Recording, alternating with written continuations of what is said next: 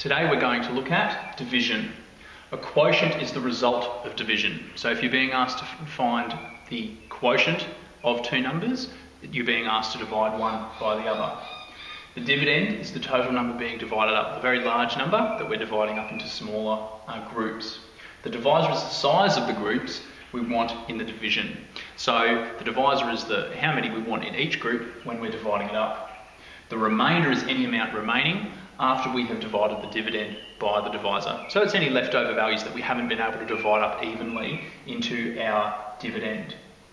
So if we've got 19 divided by 5, 19 is the dividend and 5 is the divisor. That means if we've got our 19 green dots here, okay, we want them in groups of 5. So I've got one group of 5 here, a second group of 5, a third group of 5, and I've got 4 left over, and that's not enough to make another group.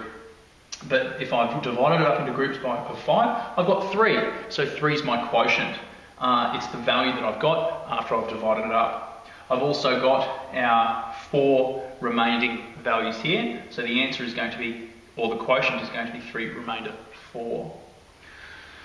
The short division algorithm is a good way to be able to divide up very large numbers that we might not be able to do so easily in our head.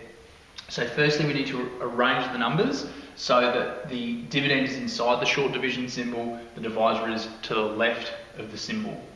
We then divide the divisor into each digit, but we begin with the highest place value. Unlike multiplication and addition, we begin with the highest place value. Any remainder left by dividing each digit, it modifies the next digit that we need to divide. And the reason for this is because the short division algorithm uses the distributive law. It's essentially saying that, well, if we've not got, if we can't divide a number, or we have some number left over, then that becomes part of the second place value, the next place value over, and then we can divide it by that one as well, and then we add them all together.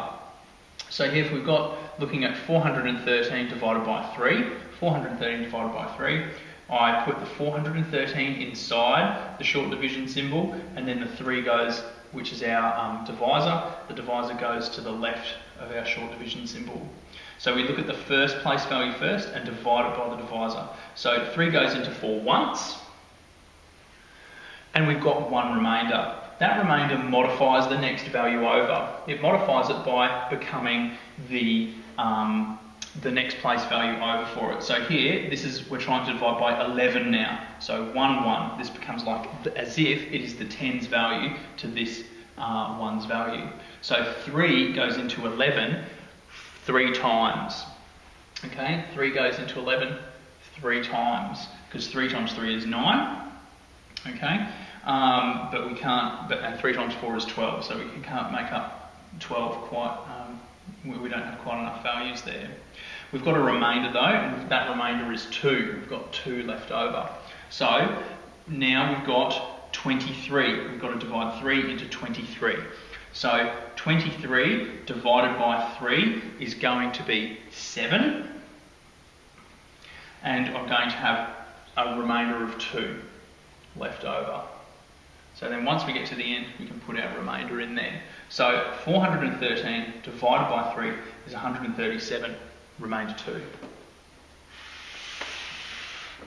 Got a couple of examples here. We're being asked to evaluate these two quotients. So the first one's 37 divided by 3, and the second is 195 divided by 7.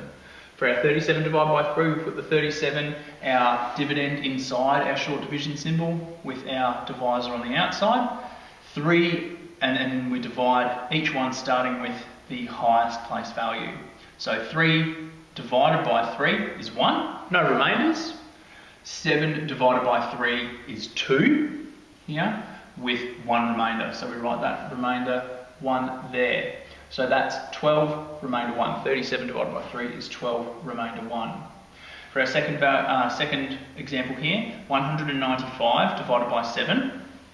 7 doesn't go into 1, but it does go into 19.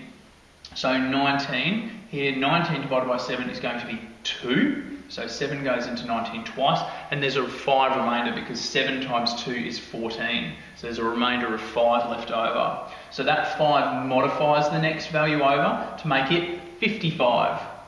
7 goes into 55 7 times.